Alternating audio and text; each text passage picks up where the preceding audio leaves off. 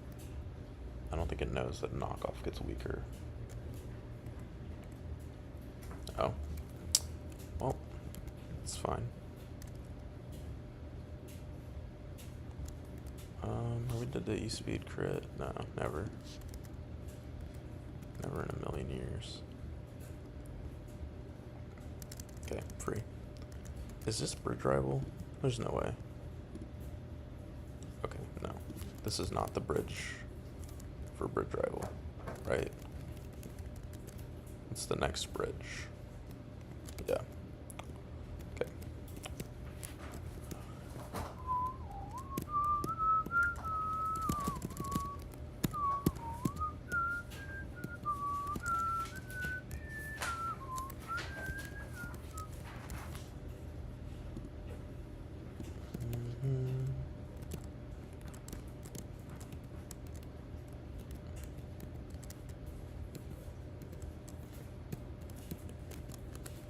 Should have gone black glasses on my guy, but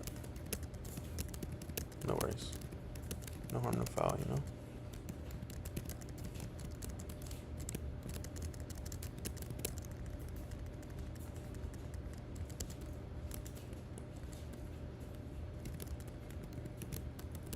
Alright, let's get the next one up.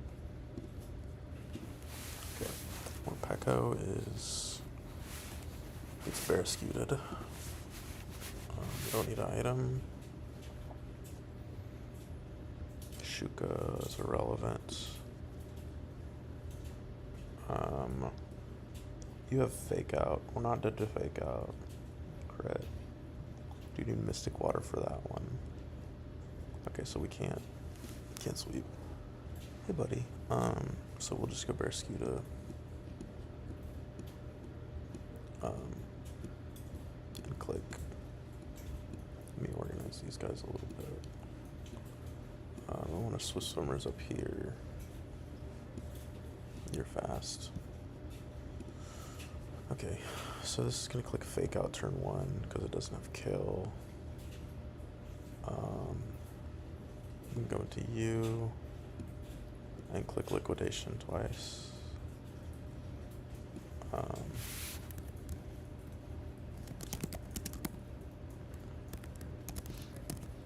Can you Oko with Mystic Water? Probably not, right? Damn, it really does improve the range though. Where are you clicking? Should be Crab Hammer and some, no, but knockoff. If we go no item here, it'll have kill with knockoff, right? Most of the time. Like always, huh? With an item. Yeah, usually. I mean, if it doesn't have like a setup, so it's not really that big of a deal. We go into you, and you have kill with Leaf Storm from full. It should never be clicking anything but knockoff here. But assuming that maybe it does, you can go you.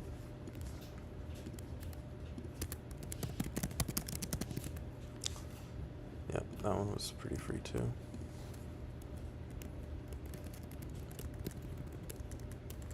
Riskless even.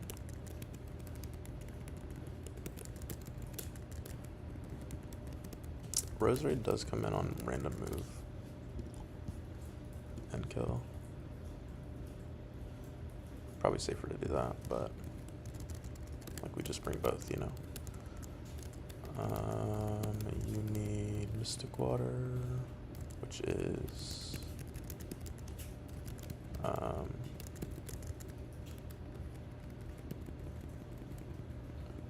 in the box.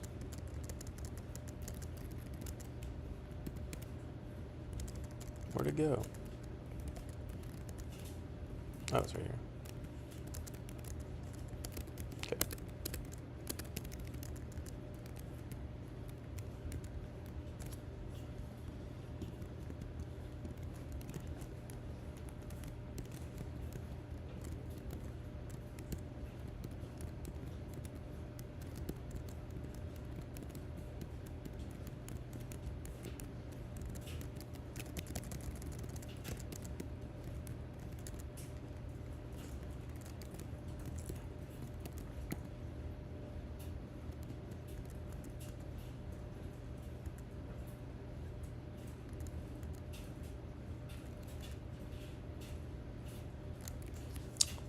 What's clicking here? Crab hammer.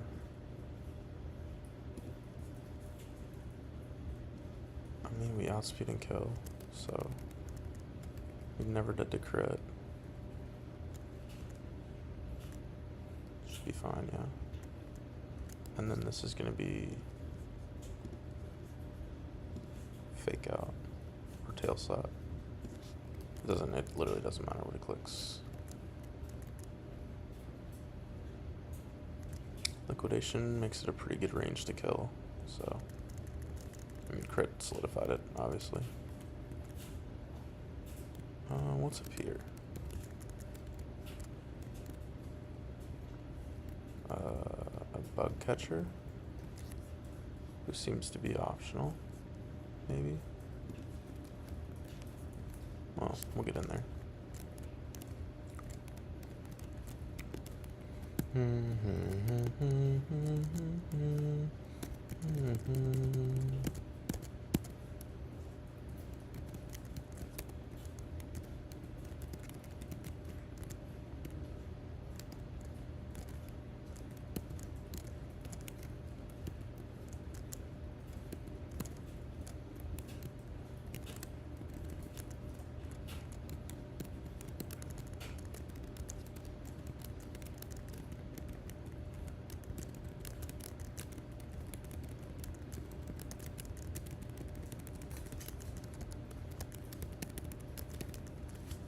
Okay.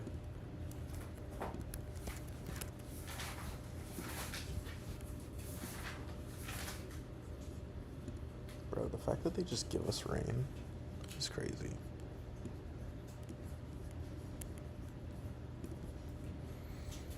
There's so many options to just kill this fool.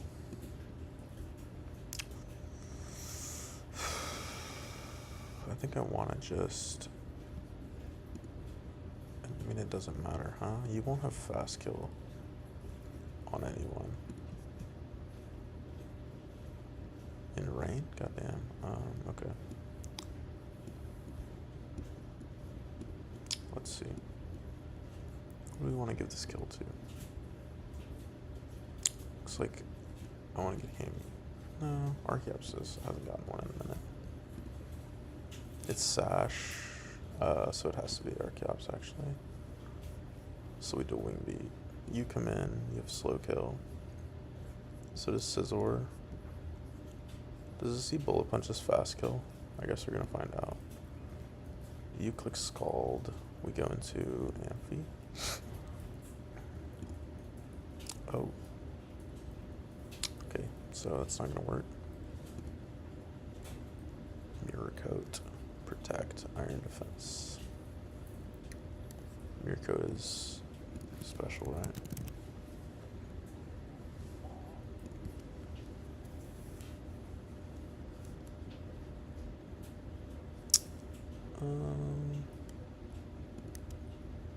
You can't come in, so it's useless.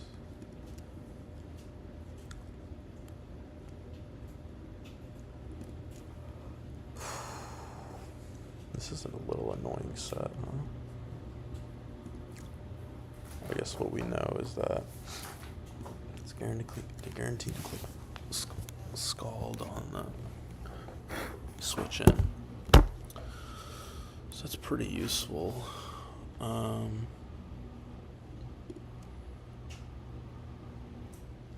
We can Toxic, huh? It's pretty clean, huh? We just go. We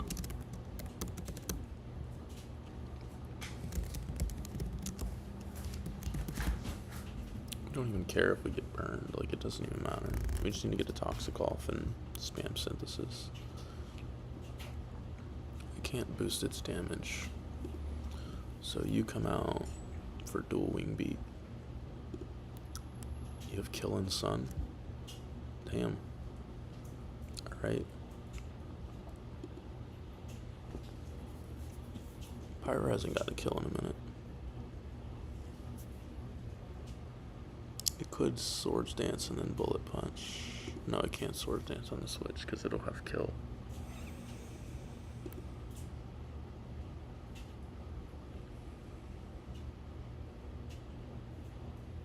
And Pyro hasn't gotten a kill in a minute, right? Yeah.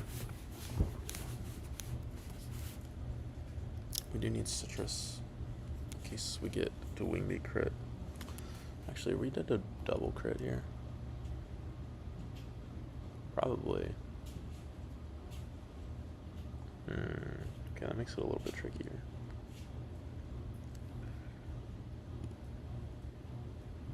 I think I'd rather do this. We click Scald on the Swords Dance. Yeah, that's fine. Sorry, Pyroar. I'm getting that kill today. We will bring you just in case, but I think we're chilling.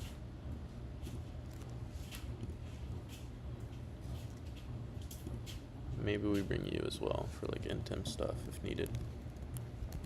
Okay.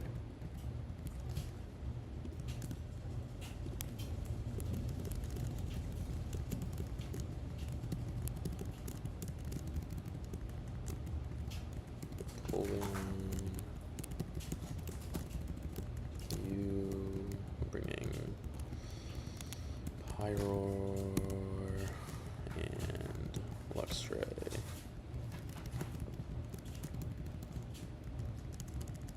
We'll go citrus on you and on you. We shouldn't need these.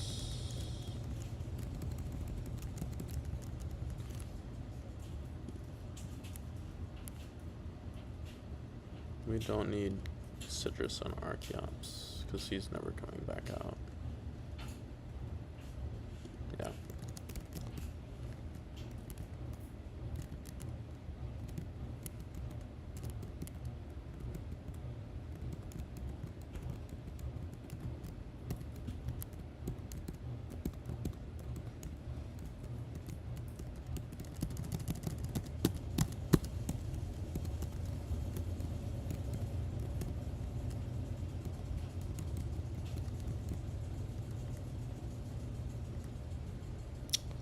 So we do wingbeat. This should be Araquanid for slow kill. Okay, so it does see priority as fast kills. It's something that we learned today. Because it has a kill with Bullet Punch, but they're both slower, but Bullet Punch is priority. So that's interesting.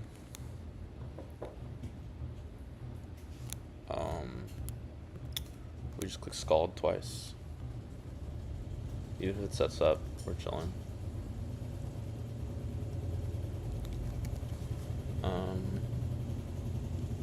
On Araquanid, we just go into Gus, and we click Toxic, and we just synth until they die.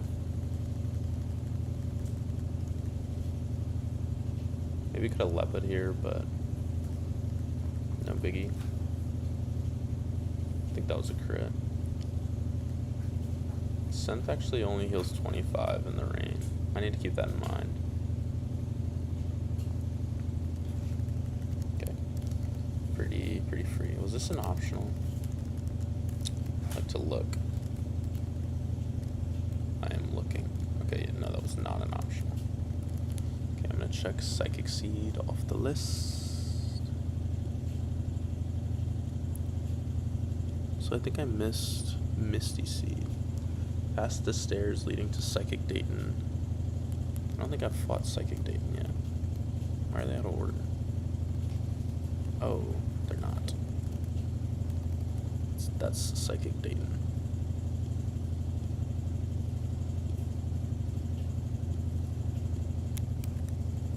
Psychic Dayton has a shift tree. That's not a Psychic type.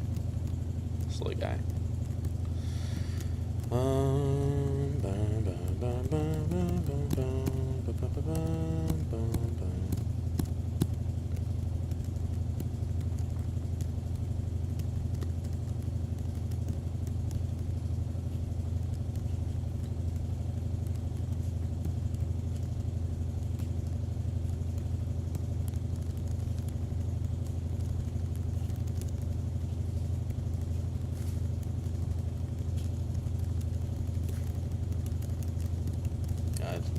guys are coming out.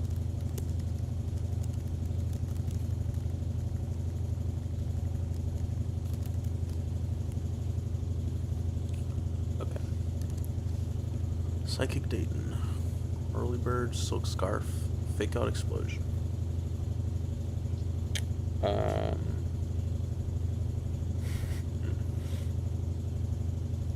It's a funny set. Will this trigger switch AI?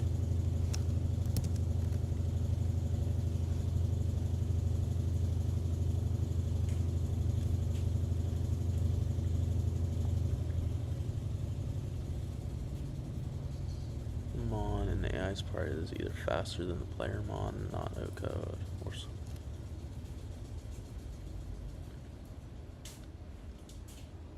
I think it could possibly trigger. If we just lead Basket Legion. I mean, let's be honest. We're not getting boomed here. Like, it's... I mean, we should play around it, huh?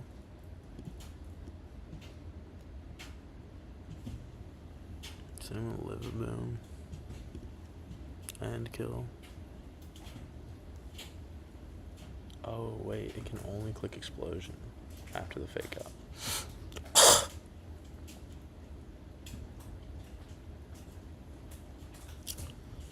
Why don't we just take the fake out on someone and then go into basket? Yeah, that sounds good to me. Wailord. Who's coming in on Basket Legion? At full health. Wailord has slow up damage by a little bit. You have nothing. You get fast killed, so it'll be Wailord. We can just Poltergeist twice. Is there something better than that? Probably. Click Water Spout. We always Oko with Mega Drain. It never clicks Explosion on the Switch. Who comes out? It's probably you for Psychic out damage. Maybe you'll have Psychic kill. It actually will probably be you because we'll have full health Roserade. You have Gunk Shot, but you died to Psychic. You died to Psychic, I'm assuming. Yeah. It'll just be Empoleon again.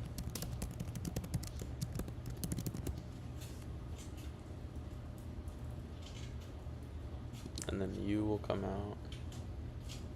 You click Focus Blast. There's Drapion. Why do you wall this so much better?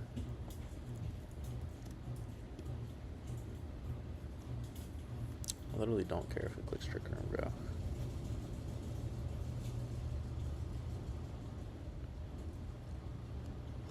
Oh, this is a double. Right. Okay, well, we need to look at this more. I was like, why is this so weird? So it's Fake Out Explosion and Trick Room.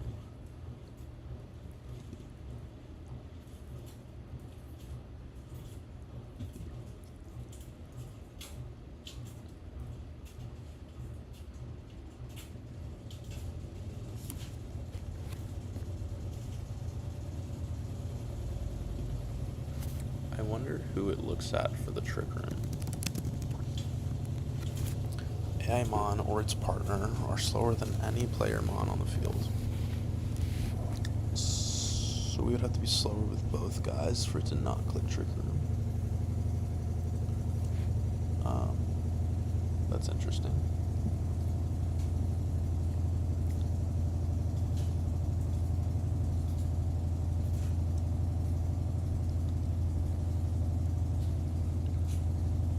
Is it literally just died explosion? Oh, it's telepathy. That's clever. Yeah, that's clever.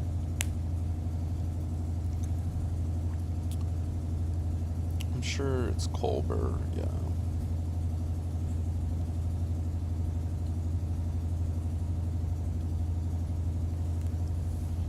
Yeah, and that Colbert berry is quite effective.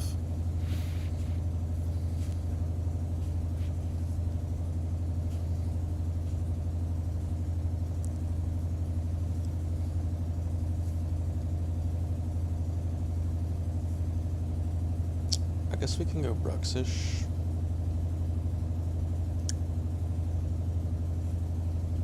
Go Bruxish. That removes the possibility of it clicking Fake Out on this turn.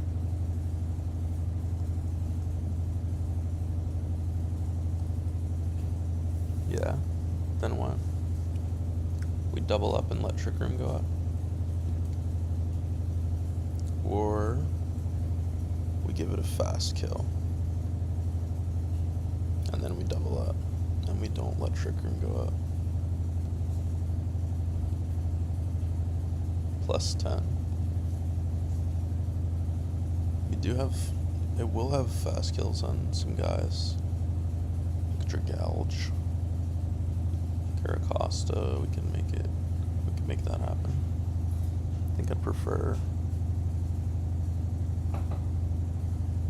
Wait, we can't give... I think we can't prevent Trick Room from going up, probably.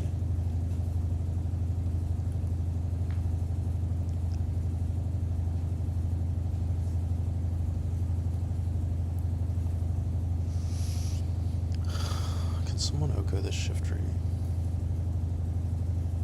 Yeah. As long as we're faster, it'll be fine. So we can be anyone on the other side. It doesn't have to be Basque.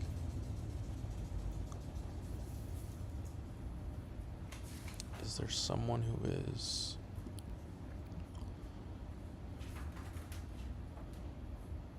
faster than Shift Tree? We don't immediately get boomed on, huh? No. I mean, Amoongus takes Water Spout pretty well.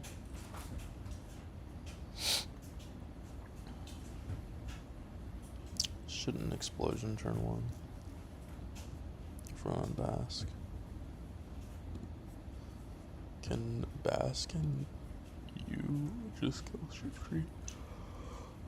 49 and 51.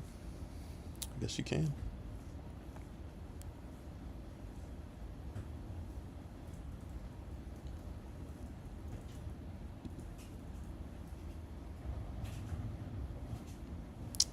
You're clicking Trick Room, you won't have a kill.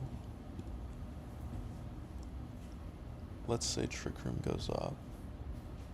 Turn 2, it'll be Thunder into someone.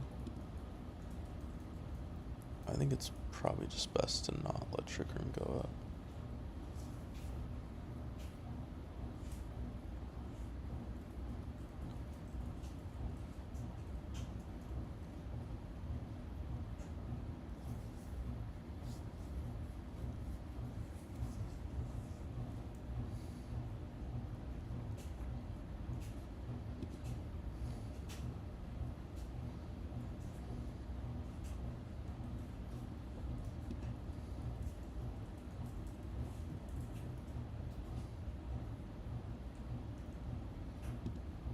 Can we just let this guy chill? Can we...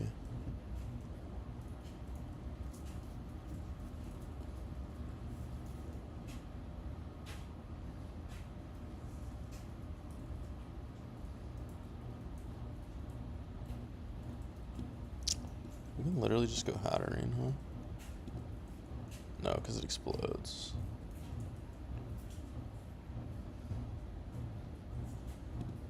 And you can't kill.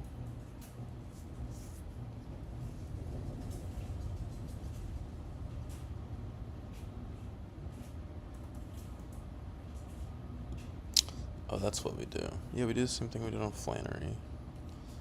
We just put Legion.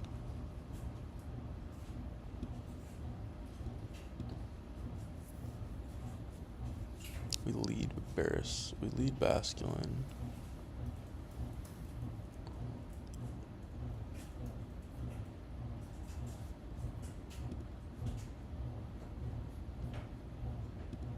Oh, that's smart. Why don't we do that? 12. Yeah. We lead like Basculin, pre-poison, turn 1, kill, shift tree, ice fang, plus ice fang.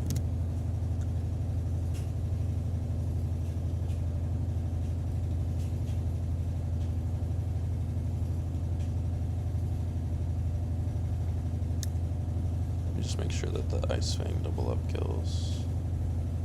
Yeah.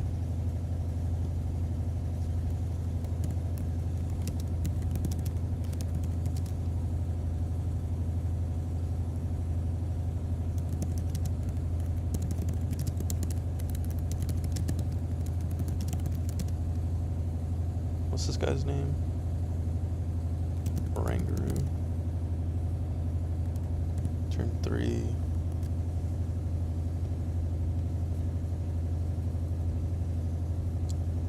I mean, you're dead to water spout. God dang. Where's Amoongus?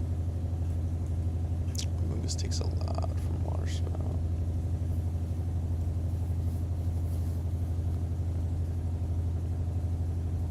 I don't have to kill though. Maybe.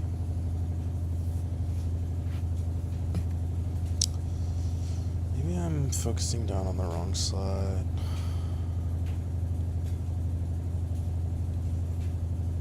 Is there someone who lives an explosion? Turn 1.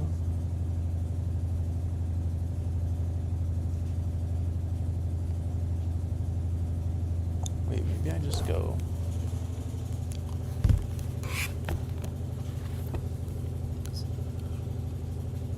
Anyone have a kill after knockoff?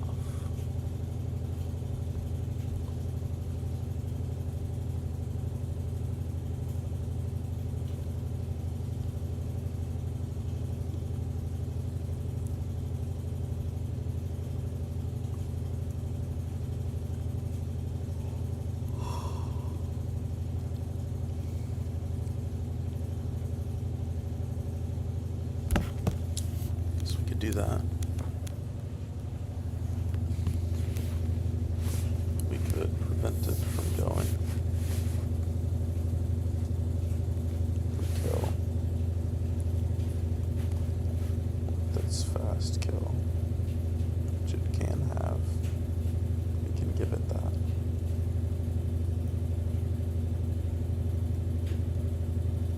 Pretty easily.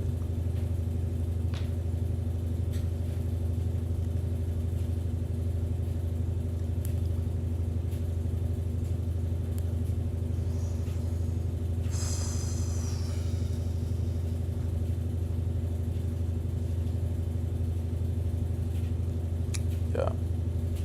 Why don't we do that? We do this lead. This guarantees that it'll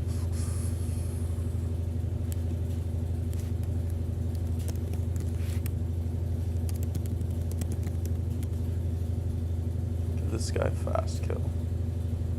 Clicks focus blast. Shift tree always fake outs into this guy. If it booms, then like whatever. So we have 2 turns to kill this guy. And we just need to go into someone who lives explosion. Lives explosion. Does this... Both of them have trick room? It's foolish. Who lives explosion? Golem lives moves it just fine.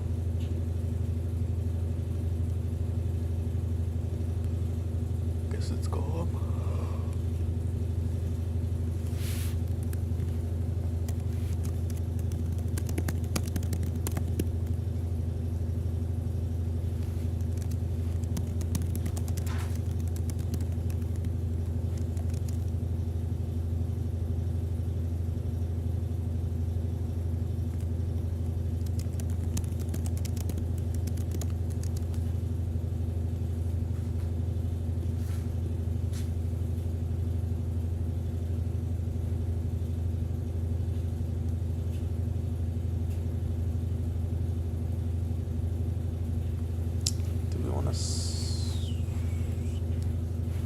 Switch. I feel like a guaranteed focus blast could be helpful actually.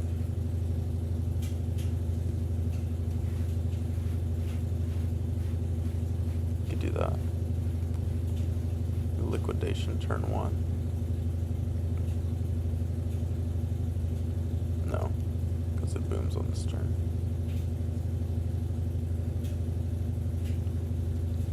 Is that what we want to happen?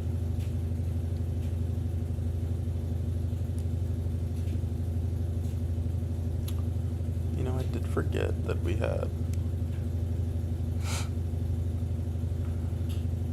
our own fake out.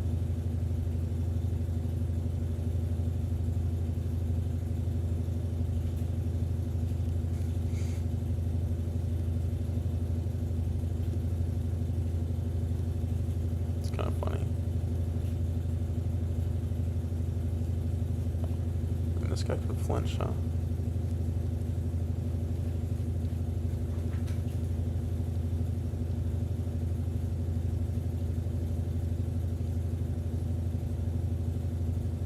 This is essentially the same thing.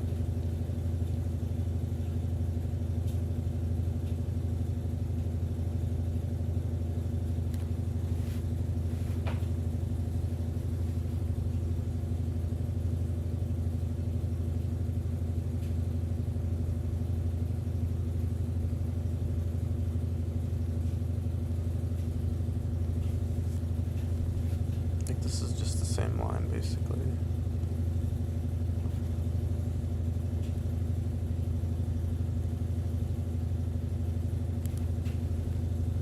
Only person who lives boom crit is you.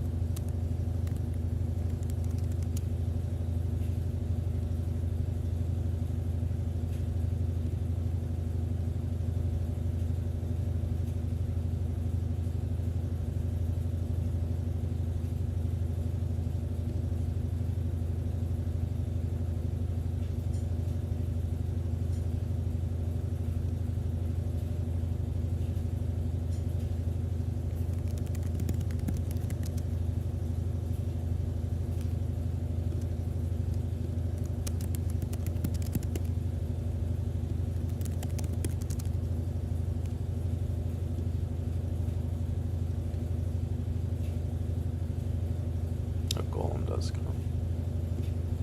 So it's golem and Caracosta. We could just accept that we're gonna take a water spout. It doesn't do that much. Yeah, we could just fast kill him. Poltergeist. Gardevoir.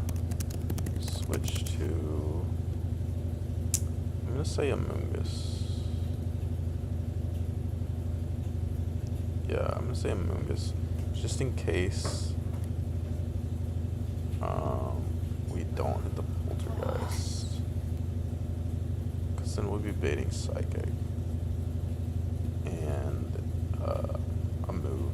And then we can get away with stuff, I think. We're supposed to like not, if we were doing case examples, we're supposed to like not bring in the names of the parties in like the So you're not like, this is the employer and this is the employee. You're just saying, in this case, the employee did this for this. Mm-hmm. Except I've decided I cannot do that in Nirvana. I'm gonna say Nirvana. Because one of the record label's bands is so much clunkier. They know what Nirvana, the readers know. The readers are hip to Nirvana. Yeah. And also in my first... That's an assumption. In my first sentence, I say one of the record label's bands, comma Nirvana. Comma Nirvana. Comma Nirvana. Comma Nirvana. That's a good band name. Comma Nirvana. Comma. No, it's not. I can't say it. I would love to know what the design looked like before. Yeah, I wish that was public record. That would be fun. Let me see.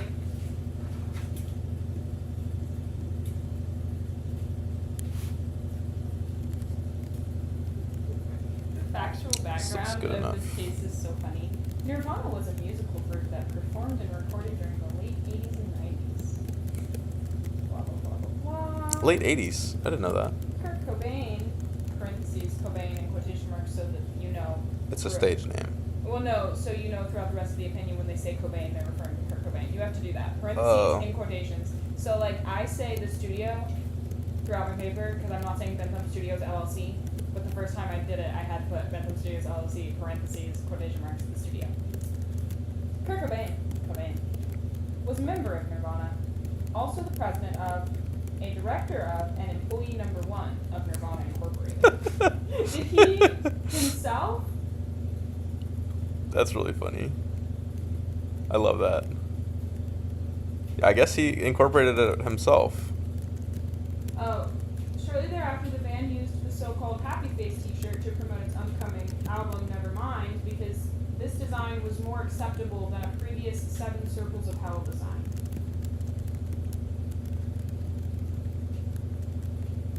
Maybe they were being a little bit ironic.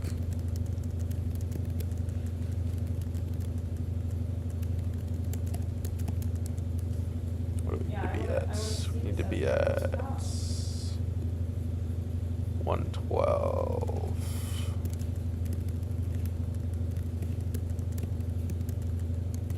Let's see what this says. Flower sniffing, kitty petting, baby kissing.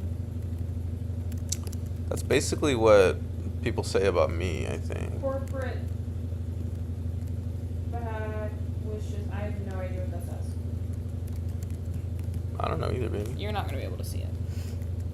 What do you mean? Oh, yeah, certainly not. Not from here. I'm sure I can see it on the digital version of the opinion.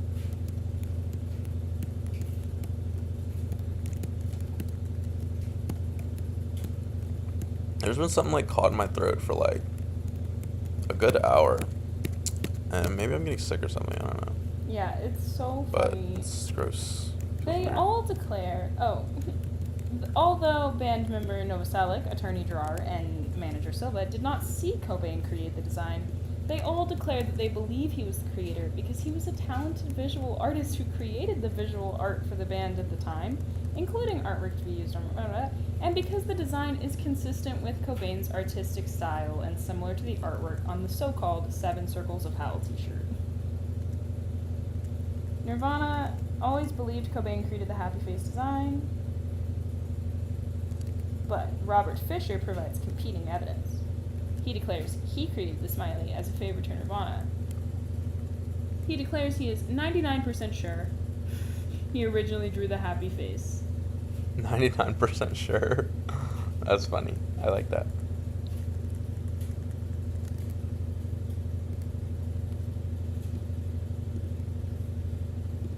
God of War is clicking. Fisher's supervisor, who was personally Clean. responsible for supervising creation, declares that virtually all of the ideas for all of the graphics and videos came from Cobain.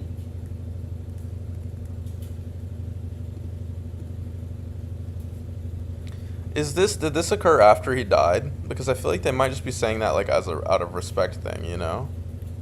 Cobain? Yeah. I mean, this is what the band, like the estate and the incorporation is arguing. They're like,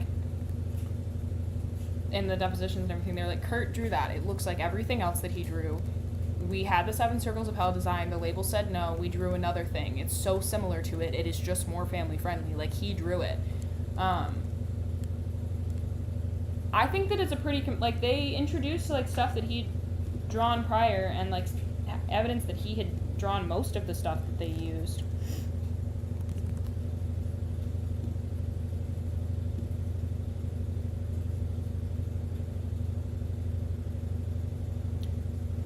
Fisher does not recall who asked him to create the design, but speculates that Nirvana's manager did.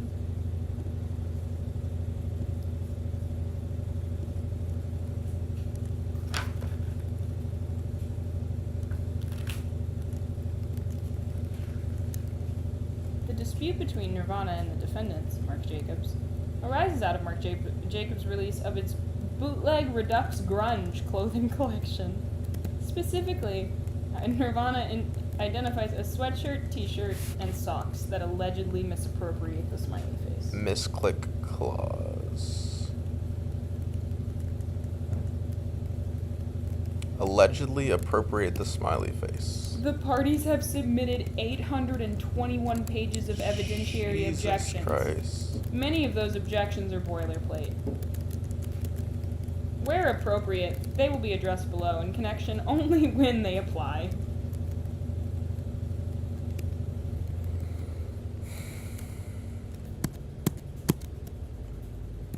They said, to the extent the parties have objected to the evidence that we rely upon, those objections are, all caps bolded, overruled. To the extent that they have not objected, They're so sassy. They objected to evidence relied upon in this order.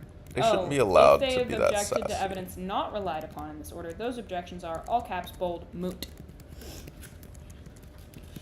They shouldn't be allowed to be that sassy. Oh, they're so sassy. Feels wrong.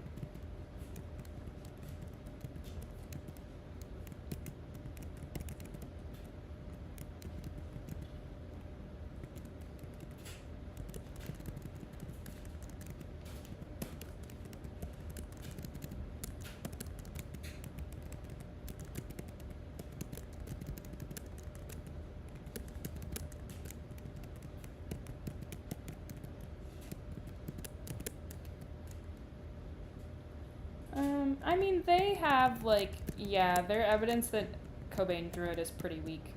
They're probably just like, Cobain oh, that's my boy, typically- you know? Cobain typically drew course he whatever drew it. artwork was needed. They were familiar with Cobain's artistic style, and the smiley's consistent with that. He had Dreyer, his attorney testified. What? His attorney testified that he had one of Cobain's old notebooks in which a somewhat similar smiley appears. That's not somewhat similar. Let's talk about that. Like how similar are we talking?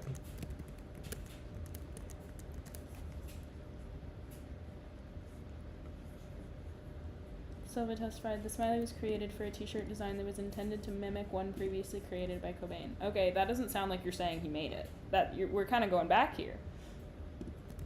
Because, yeah, it being based on something that he drew is also, like, just as fine. Like, that, it's a derivative. That's fine. That can also be, like, his copyright. I don't know why that's not the argument they relied upon. Of, like, okay, even if he didn't draw it, it was based on Maybe what they he were drew. stupid. Well, it's just there's so many different parties involved because Geffen is what Nirvana signed with. Well, UMG bought Geffen. And then UMG also bought the other label at issue. And so you've got UMG, you've got Nirvana's manager and attorney, you've got the record label that they originally signed with, manager, attorney, employees. There's a lot of parties. That's why it's 30 pages. And that's why this court is fucking tired. Is UMG even named as a party? No. Yeah, that's what's funny about this case is that the employee's not even a party. Like, no one sued him, and he did not sue anyone. Nirvana sued Marc Jacobs because they were like smiley face, and then Fisher, I guess, heard about the suit and intervened, and he said, actually, it's mine. I get the money. And everyone was like, who are you? Were you an employee when this was drawn? He was like, maybe. Probably. And they were like, what? And he's like,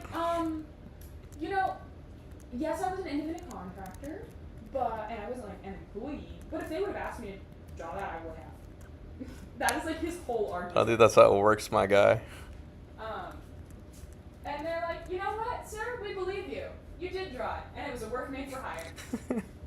I know this fucker was mad. I'd have been mad too. But yeah, it's like the issue was is like Nirvana, the band, did apply for copyright of the smiley face themselves, and it's listed as a work made for hire, but it doesn't say who made it for hire. So Nirvana itself is like, no, Kurt drew that. It is a work made for hire because he drew it for Nirvana. And so Fisher intervening and being like, I drew it is stupid because you already have the copyright certificate that says it's a work made for hire. Dude, even if you drew it, it does not make a difference. And the court has to do 20 pages of, okay, assuming that Fisher drew it, did he do it in the authorized time and space limits? Who fucking knows? He said he could guess and assume. That's a quote. Fisher said he could guess or assume that he may have done it at work if they asked him to do it and if he drew it. Yeah. But it's really funny that they're like, no one knows, and Fisher did say he was 99% sure. That's a pretty big. 99 is That's very like good. 99. That's a big percentage. Like I'm okay. People just be saying stuff though, you know? Well, yeah, I'm okay with that margin of error though.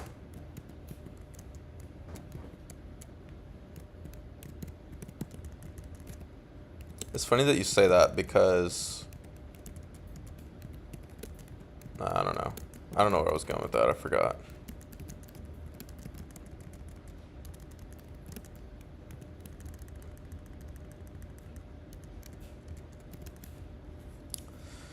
All right, next guy. How many more until bridge rival? I'm like trying so hard Oh, to there's mind a my lot. business. But Becca went from like a week of like